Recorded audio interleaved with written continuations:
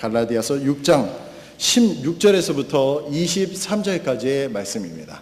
갈라디아서 6장 16절에서부터 23절까지의 말씀입니다. 갈라디아서 5장 16절에서부터 23절까지의 말씀입니다. 네, 5장입니다. 5장 16절에서 23절까지의 말씀입니다. 다 찾으셨는지 믿고 우리가 서로 교독하면서 하나님의 말씀을 같이 읽도록 하겠습니다. 제가 먼저 읽겠습니다. 그런즉 내가 이것을 말하노니 곧 성령 안에서 걸으라. 그리하면 너희가 육신의 욕심을 이루지 아니하리라.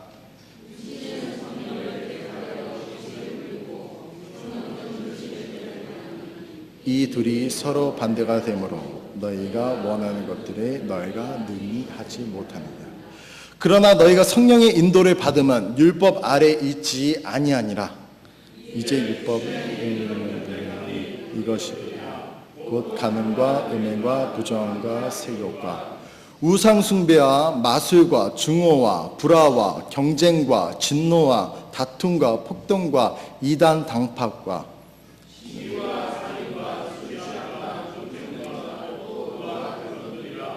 내가 또한 전에 너희에게 말한 것들이지 이것들에 대하여 미리 너희에게 말하노니 그런 것들을 행하는 자들은 결코 하나님의 왕국을 상속받지 못하니. 그러나 성령의 열매는 사랑과 기쁨과 화평과 오래 참음과 부드러움과 선함과 믿음과 온유와 절제니 이 같은 것을 대적할 법이 없느니라. 아멘. 우리 모두 자리에 책석하시겠습니다.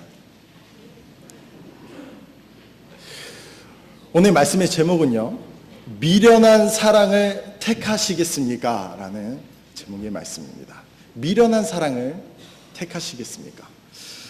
갈라디아서 말씀을 보게 되면요, 우리가 이 말씀에서 두 가지를 볼 수가 있습니다. 첫 번째로는 성령과 그리고 두 번째로는 육신입니다. 두 가지로 나눠져 있습니다. 육신과 성령이 그리고 이 말씀 가운데에서는 분명히 대적하고 있고 같이 할 수 없다라고 말씀하고 있습니다. 이는 서로 대적하는 둘이 완전하게 반대되는 성향을 가지고 있기 때문이라고 성경에서 이같이 말씀하고 있습니다. 우리 17절 말씀을 보시게 되면요, 육신은 성령을 대적하여 욕심을 부리고 라고 말씀하고 있습니다. 성령은 가만히 있는데 육신이 먼저 공격을 합니다. 육신적인 사람은 욕심이라는 것이 있기 때문에 절대 가만히 있지 않습니다. 가만히 있게 되면은 갖고 싶은 것을 가질 수가 없기 때문입니다. 그래서 이리저리 계속 돌아다니면서 빼앗을 수 있는 것들을 계속해서 찾아서 헤매는 것입니다. 그러다 그 육신은요, 성령께서 함께하고 있는 자에게 다가갑니다. 왜 성령님이 함께하는 자에게 그 욕심 많은 자가 다가가게 될까요? 그 이유는 분명히 무엇일까요? 아마 제가 이 질문을 여러분들께 드렸을 때 이미 답을 아시는 분은요, 성령 충만하신 분임을 저는 그렇게 믿습니다. 왜냐하면요, 그것은요, 그 해답은 아주 간단합니다. 그 사람은 바로 갖고 있는 것이 많기 때문입니다. 많이 있는 거예요. 성령님께서 우리 형제님 그리고 자매님들 한 분 한 분 가운데에서 분명히 거하고 계십니까? 거하고 계시는 줄 저는 그렇게 믿습니다. 그렇다면 저와 그리고 여러분은 너무 많은 것을 가지고 있는 사람이고요, 그리고 정말로 행복한 사람임에 틀림이 없습니다. 성령님을 마음에 모셨으면 모든 것을 다 가진 것과 같다라는 이야기예요. 왜냐하면 우리를 만드시고 그리고 새와 들풀을 입히시고 그리고 우리 교회와 우리 나라와 그리고 세상, 세계, 그리고 지구, 그리고 태양계, 그리고 은하계를 넘어서 끝이 보이지 않는 모든 것을 소유하고 계신 이 성령님을 모신 저와 여러분은 모든 것을 가진 사람이 말입니다. 욕심 많은 사람은요, 이렇게 많은 것을 소유한 사람을 보면 욕심나지 않겠습니까? 다 가지고 있는 거예요. 우리가 그렇게 비참하게 이렇게 비천하게 보일지라도 우리를 봤었을 때에는 누가요? 욕심이 많은 육신이 그것을 바라보고 우리를 어떻게 해서든 빼내보려고, 그리고 시기가 나서 계속해서 괴롭힙니다. 그런데 이 욕심 많은 사람이 안타깝게도 이 말씀 가운데 갈라디아서 말씀이잖아요. 서신으로 보낸 말씀입니다. 이것은요, 그리스도 안에 있는 형제 자매에게 하는 말씀이에요. 우리 안에서 분명히 이런 육신적인 모습이 분명히 있다라고 이 바울 사도를 통해서 갈라디아 말씀을 전하게 되었습니다. 내 안에 곧 육신 안에 선한 것이 거하지 아니하는 줄 내가 아노니 원함은 내게 있으나 선한 그것을 어떻게 행할지는 내가 찾지 못하였노라. 내가 속사람을 따라 하나님의 법을 즐거워하나 내 지체들 안에서 다른 법이 내 생각의 법과 싸워 내 지체들 안에 있는 죄의 법에게로 나를 사로잡아 가는 것을 내가 보는도다. 로마서 7장 18절에서 그리고 22절 말씀입니다. 바울이 이렇게 고백을 합니다. 내 안에는 선한 것이 존재하는데 그 생각의 법과 항상 싸우고 있는데요, 그 생각의 법이 자꾸만 죄의 법이 자꾸만 나를 사로잡아 간다라고 이렇게 고백을 하고 있습니다. 이것은요, 주님의 은혜로 우리의 죄가 깨끗게 되었습니다. 완전히 깨끗게 되었어요. 이전에 있었던 과거의 죄, 그리고 지금 현재 우리가 짓는 죄, 그리고 미래에 우리가 지을 모든 죄에 대해서 하나님께서 용서해 주시고 예수님을 믿는 믿음으로 모든 것을 해결해 주셨습니다. 하지만 이 모든 것이 해결이 됐다라고 해도요, 우리는 아직 육신의 장막을 벗지 않은, 여전히 지금 이렇게 육신의 장막을 벗지 않은 정욕과 싸워야 하는 존재인 것을 이 지금 사도 바울의 또 말씀처럼, 로마서 말씀처럼 이렇게 고백을 할 수가 있는 것입니다. 육신의 행위들은 우리 본문 말씀에 이렇게 나와 있습니다. 19절에서 21절까지의 말씀입니다. 이제 육신의 행위들은 명백하니 이것들이라 곧 간음과 음행과 부정함과 세욕과 우상숭배와 마술과 증오와 불화와 경쟁과 진노와 다툼과 폭동과 이단 파당과 시기와 살인과 술취함과 흥청됨과 또 그와 같은 것들이라. 또 그와 같은 것이 또 여러 개가 있다라고 하나님께서 말씀하고 있습니다. 이것이 바로 육신의 행위고 그리고 육신의 욕심인 것입니다. 이 모습이 우리 육신의 모습이에요. 우리가 이것을 인정해야 됩니다. 왜냐하면 육신의 장막을 입고 있기 때문에. 피하고 싶지만 이것은 어떻게 피할 수 없는 우리들의 모습인 것이에요. 때론 우리가 이 모습이 너무나도 싫어서 이 모습을 감추기 위해서 율법적인 모습들을 통해서 자기 자신을 이렇게 계속해서 포장해 갑니다. 여러 가지 율법들로 규율을 지킴으로써 율법주의자가 했었던 그런 모양대로 우리가 규율들을 지키면 하나님의 말씀대로 정욕을 이기고 살 수 있을 거라고 생각하지만 그렇지 않은 모습을 우리가 보지 않습니까? 이런 포장하기도 하고, 두 번째로는 영이 고통 가운데 있는데 내 영은 막 썩어져서 안에 보면은 겉으로는 멀쩡해요. 율법도 너무나도 잘 지키고 그 사람들에게 또 칭송을 받고 그렇지만은 속 안은 막 썩어 있습니다. 고통 가운데 있는데도 자기 자신이 들통날까봐, 자기 자신이 들통나면은 너무나도 이게 부끄러운 거예요. 아무런 이야기를 하지 않습니다. 그리고요, 상처만 남기고 흔적도 없이 그 자리를 떠나서 사라지게 됩니다. 급기야는 최고로 올라가게 되면, 급기야는 혼자 있는 동안에 자신의 상태를 바라봤을 때 이게 도저히 용납이 안 되는 거예요. 내가 이런 가증스러운 모습을 내가 가지고 있다는 거, 그리고 이것을 어떻게 주체하지 못하니까 받아들일 수 없기 때문에 급기야는 생명까지도 끊기도 하는 것입니다. 우리가 육신의 욕심에 따라 살게 되면은 더 이상 우리가 얻을 것이 아무것도 없습니다. 하나님께서는 이와 같이 말씀을 하셨습니다. 너희가 성령의 인도를 받으면 율법 아래 있지 아니하리라. 내가 또한 전에 너희에게 말한 것 같이 그것들에 대하여 미리 너에게 말하노니 그런 것을 행하는 자들은 결코 하나님의 왕국을 상속받지 못하리라 라고 21절 마지막 후반부 말씀 가운데 말씀하고 있습니다. 결국 다시 뒤를 돌아서 보게 되면요, 뒤집어서 보게 되면요, 결국 이것을 상속받는 자들은 성령을 통한 자들만 하나님이 주시는 그런 상속 재산을 받게 된다라고 뒤집어서 우리가 말씀을 볼 수가 있는 것입니다. 우리에게 육신의 욕심이 생기는 이유는 딱 한 가지입니다. 육신의 욕심이 생기는 이유는 딱 한 가지예요. 그것은 바로 우리가 성경 공부 시간에서도 그 말씀을 배웠고요. 그리고 또 말씀을 배우거든요. 그것은 성령의 명령에 따라 순종하지 않고 살기 때문입니다.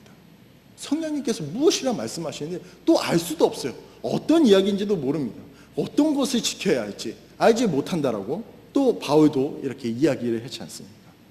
이제는 더 이상 육신의 욕심에 하나님께서 주시는 우리의 축복을 놓쳐서는 안 됩니다. 계속해서 하나님께서 우리에게 이런 상속을, 왕국에 대한 상속을 계속 주시는데 그것을 우리 욕심 때문에 계속해서 놓치고 있는 것입니다. 우리가 지금 은혜로 살아가고 있지만요, 하나님께서 주신 그 은혜를 우리가 계속해서 놓치고 있는지 다시 한번 이 말씀을 통해서 점검해 봐야 된다는 거예요. 길바닥에 이렇게 버려지지 않는가? 아니면 내가 그냥 무시하고 그냥 지나가지 않는가? 나의 욕심, 정욕, 이런 부정과 그리고 색욕과 이런 마술과 증오와 이런 불화와 경쟁 때문에 하나님께서 주시는 그런 상속을 받지 못하는 거예요. 더 이상 죄의 노예가 되어 살아가서는 안 될 것입니다. 이 욕심으로 인해서 내 가족과 내 교회, 그리고 내 친구들, 그리고 내 주위에 있는 모든 사람들이 상처를 입어서는 절대 안 됩니다. 그런데 그것도 안 되지만요, 무엇보다도 더 안 되는 것은 우리 그리스도인으로서 무엇보다도 욕심에 따라 살아가야지 말아야 가장 큰 이유가 한 가지가 있는데요. 그것이 무엇이냐면 육신으로 인해서 하나님의 영광을 가리는 일이 없도록 우리는 그렇게 노력을 해야 하는 것입니다. 상처를 줄 수 있어요. 사람이라서 상처를 줄 수 있고 그렇게 할 수 있습니다. 그것도 하나님의 말씀을 우리가 미래를 하나님께서 말씀해 주시잖아요. 항상 말씀해 주시잖아요. 그 말씀에 따라서 우리가 살게 되면 계속해서 거기에서 그 실수들을 적게끔 만들 수 있는 것이에요. 그리고 우리가 하나님의 영광을 가리우는 일이 삼손과 같이 하나님의 영광을 나시림으로서의 삶이 아니라 부정한 삶으로 인해서 그러한 삶이 아닌 가리운 일이 없도록 그렇게 하기 위해서 우리가 계속해서 죄의 노예로 살아가면 안 될 줄 그렇게 믿습니다. 이사야서 43장 7절 말씀에 내 이름으로 불리는 모든 자라 내가 내 영광을 위하여 그를 창조하였고 그를 지었으며 참으로 내가 그를 만들었느니라고 말씀하고 있습니다. 하나님께서 영광 받기를 원하세요. 그 목적에 의해서 우리가 태어났고 그리고 하나님의 영광을 위해서 우리가 지금 살아가고 있습니다. 우리와 함께하고 있는 이 육신을 우리는 벗어날 수 없음을 우리는 주님이 알고 계십니다. 분명히 알고 계세요. 지금 죽지 않았잖아요. 22절 말씀에 이렇게 말씀하시고 계십니다. 그러나 성령의 열매는 사랑과 기쁨과 화평과 오래 참음과 부드러움과 선함과 믿음과 온유와 절제니 이 같은 것을 대적할 법이 없느니라라고 말씀하고 있습니다. 분명히 육신으로 거하게 되면 이러한 유혹들이 분명히 있다는 걸 하나님께서 아시고 이 말씀에 이길 수 있는, 우리에게 욕심을 벗어날 수 있는 해답을 하나님께서 주셨습니다. 하나님께 감사합니다. 이런 육신에 있어서 우리가 벗어나서 하나님의 상속자를 계속해서 받으면서 이 땅 가운데서 하나님의 은혜를 누릴 수 있는 것을 이 말씀을 통해서 해답을 주신 것이에요. 무엇이냐? 성령의 열매는 곧 그것이 하나님을 나타내는 것이며 그 법 안에서 함께 하나님과 함께 걸었을 때 곧 그것을 통해서 육신의 욕심을 상대할 수 없는 말씀으로 나타나게 됩니다. 우리 이 말씀의 첫 번째, 육신의 욕심을 대적할 수 있는 성령의 첫 번째 열매, 첫째 열매인 사랑을 우리가 살펴보도록 하겠습니다. 하나님이 세상을 사랑하신 방식은 너무나도 특이합니다. 하나님은요, 자신과 철저하게 원수가 된 세상을 향해 자신의 독생자를 주셨습니다. 이 열매에 대해서 보고 있는 거예요. 하나님은 원수인 세상에게 사랑을 표현하기 위해서 생명나무와 같은 놀라운 식물이나 그리고 흠없이 완벽한 양 같은 동물을 주신 것이 아닙니다. 다윗같이 존귀한 하나님의 사람이나 가브리엘같이 빛나는 천사를 내려주신 것도 아니에요. 하나님은 자신의 유일한 아들을 내어 원수인 세상에 대한 사랑을 표현했습니다. 사랑으로 그것을 표현했다는 것입니다. 이것이 얼마나 세상에서 봤을 때는 어리석은 일입니다. 게다가 하나님은 독생자를 보내어 잠시 세상을 구경하신 것이 아니에요. 예수님이 잠깐 오셔가지고 세상을 잘 지내고 있구나, 너희는 나의 자녀다, 올라가신 것이 아닙니다. 하나님의 보내심은요, 받은 독생자 예수 그리스도는 원수인 세상을 위해서 십자가에 못 박혀 죽으셨습니다. 가장 비참하고 고통스러운 죽음을 죽으셨어요. 죄가 하나도 없으신 분께서 하나님의 원수인 세상을 사랑하기 위해서 독생자를 처참한 죽음에 내어주셨습니다. 이것이 얼마나 미련한 일입니까? 세상에서 봤을 때는 너무나 미련한 일이에요. 원수인 세상을 위해서 독생자를 죽음에 내어주신 하나님의 미련함이며, 그리고 원수인 세상을 위해서 독생자가 달려 죽은 십자가가 그것이 또 어리석음입니다. 하나님은 스스로 미련함과 어리석음을 택했습니다. 하지만 이런 미련함과 어리석음이 그것이 바로 은혜였다는 것입니다. 우리가 지금 성령의 열매 중 첫 번째 열매, 사랑의 열매를 보는데요, 그것이 어리석은 그 사랑인데도 불구하고 우리들에게 은혜로 다가왔다는 것입니다. 하나님의 은혜는 원수인 세상을 위해서 스스로 미련해지고 스스로 어리석어진 것이고 스스로 사랑하신 것입니다. 하나님이 독생자를 주기까지 세상을 사랑하신 이유가 무엇일까요? 왜 하나님은 세상을 위해 아들을 죽음에 내어 주셨을까요? 첫째 이유는 독생자를 죽음에 내 주셔야만 해결할 수 있을 만큼 세상의 죄가 너무나도 크기 때문에 그렇습니다. 우리가 예를 들어서 병도 병의 증상 정도에 맞게 약을 저희가 처방을 하잖아요. 만일 세상의 질병이 콧물 감기 정도였다면 하나님께서 그것을 치료할 만큼의 처방을 하실 것입니다. 그러나 우리가 짓고 있는 그 한 가지의 죄, 모든 것을 해결해 주신 그 예수님의 그 모든 그 죄, 예수님을 믿지 않은 그 죄가 세상의 죄악이 너무나도 심각해서 너무나도 커서 독생자를 내어주실 수밖에 없다라는 것입니다. 둘째 이유는요, 사랑하실 수밖에 없느냐, 사랑하는 이유에 대해서. 이유는 독생자를 내주실 만큼 하나님의 사랑이 극진했기 때문입니다. 하나님은 세상을 위해서 약간의 사랑을 보여내신 것이 아닙니다. 하나님의 사랑은요, 하늘을 두루마리 삼고 바다를 먹물 삼아도 다 형용할 수 없이 높고 큽니다. 하나님은 아들을 손해 보시는 큰 값을 치르시고요.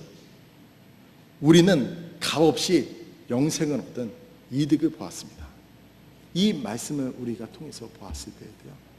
사랑은 바로 우리가 지금 사랑의 그 열매 중에서 첫 번째 열매, 사랑을 보게 되죠.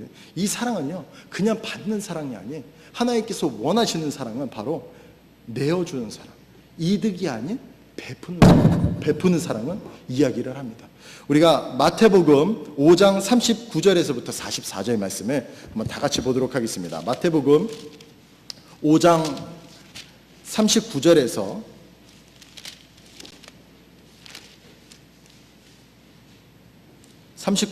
44절까지의 말씀입니다. 제가 읽겠습니다. 나는 너희에게 이르노니 너희는 악에게 맞서지 말라. 누구든지 내 오른뺨을 치거든 그에게 다른 뺨도 돌려대며, 또 어떤 사람이 너를 법에 고소하여 내 덧옷을 빼앗으려 하거든 내 겉옷까지도 가지게 하고, 또 누구든지 너로 하여금 억지로 오리를 가라하게 하거든 그와 함께 심리를 가며, 내게 구하고자 하는 자에게 주고 내게 빌리고자 하는 자를 너는 물리치지 말라. 그들이 말한 바 너는 내 이웃을 사랑하고 내 원수를 미워라 한 것들을 너희가 들었으나 나는 너희에게 이르노니 너희 원수들을 사랑하며 너희를 저주하는 자들을 축복하고 너희를 미워하는 자들에게 선을 행하며 악의를 품고 너희를 다루며 너희를 핍박하는 자들을 위해 기도하라 라고 말씀하십니다. 주는 사랑이에요. 그냥 주는 사랑이 아니라 또 원수를 향해서 주는 사랑.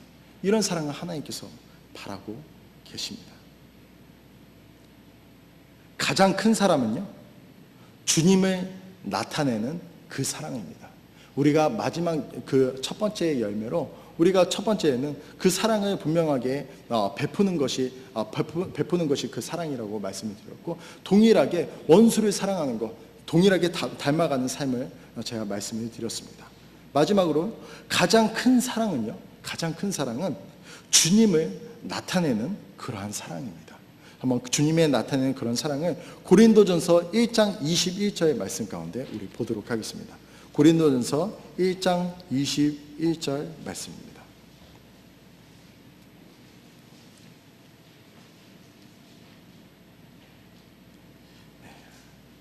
마지막 말씀 우리 읽고 마치도록 하겠습니다. 하나님의 지혜에 있어서는 세상의 지혜로 하나님을 알지 못하므로 하나님께서 구원 선포의 어리석은 것으로 믿는 자들 구원하시는 것을 기뻐하셨도다 라고 말씀하고 있습니다. 이 말씀은요, 어리석은 것으로 믿는 자들을 구원하신다라는 말씀입니다. 바로 세상에서 보았을 때에는 예수 그리스도를 보내는 것이 정말로 어리석은 행동이고, 정말로 이것은 참 어이없는 정말로 일이지만은 하나님께서는 이런 어리석은 것으로 자기 자신을 나타내는 것이 주님을 나타내는 가장 큰 사랑이라고 말씀하고 있습니다. 하나님께서는 우리에게 물어보십니다. 여러분들에게 물어보고 계세요. 세상에서는 이러한 사랑을 미련하다라고 이야기를 하는데, 다 내주면서 하는 사랑은 미련하다라고 하는데, 이런 미련한 사랑을 너희가 성령의 이런 9가지 열매 중에서 이 사랑의 법을 통하여서 너희가 나타낼 수 있느냐라고 저에게 여쭤보십니다. 그래야지만 육신의 욕심에서 저희가 벗어날 수 있음을 이 지금 사랑의 이 한 가지만 통해서도 우리가 알 수가 있는 것입니다. 육신의 기회를 계속 주는 것. 언제 주는 사랑을 했는지 우리가 한번 생각해 봐야 될 것입니다. 언제 우리가 사랑을 베풀었는지 이 시간 다시 한번 생각해 보는 시간이 됐으면 좋겠습니다. 우리 잠시 눈을 감고 주님 앞에 잠시 기도하는 시간을 갖도록 하겠습니다. 혹시 하나님께서 지금 마음 가운데 분명한 그 사랑을 나타내는 것이 이러한 사랑을 나타내는 것이라고 성령의 9가지 열매 중에서 첫 번째를 말씀을 해주셨습니다. 우리가 이 말씀만 살펴보더라도요, 참으로 쉬운 일은 아닙니다. 하지만은 하나님께서 그 욕심의 정욕을 이기고 하나님의 그 귀한 상속의 재산을 받기 위해서 주신다라고 하나님께서 분명히 약속하셨듯이 이 육신의 정욕에서 벗어나서 분명히 이 하나님께서 말씀하신 이 사랑을 우리가 순종하면서 분명히 따랐을 때 하나님께서 분명히 우리 가운데 역사하심을 믿습니다. 분명히 상속 재산을 얻는 분들이 한 분 한 분 우리 교회에서 드러날 줄을 저는 그렇게 믿습니다. 혹시 마음 가운데 언제 내가 이런 주는 사랑, 하나님께서 말씀하신 이런 사랑을 내가 행해왔는가? 내가 순종하면서 따랐는가? 혹시 그런 마음이 아직까지 없다. 전에는 내가 불같은 마음으로 그 사랑을 전했지만은 지금은 많이 식어져서 못한 분들도 분명히 계실 줄 압니다. 다시 한번 이 말씀을 통해서 하나님께서 원하시는 사랑은 미련한 사랑이에요. 모든 것을 내어주는 사랑. 마지막에 하나님의 나타내는 사랑. 그 가운데에서 육신의 정욕을 그리고 육신의 욕심을 이길 수 있을 줄 그렇게 믿습니다. 각자 잠시 개인의 시간 갖고 결단하는 시간을 갖고 기도하고 마치도록 하겠습니다.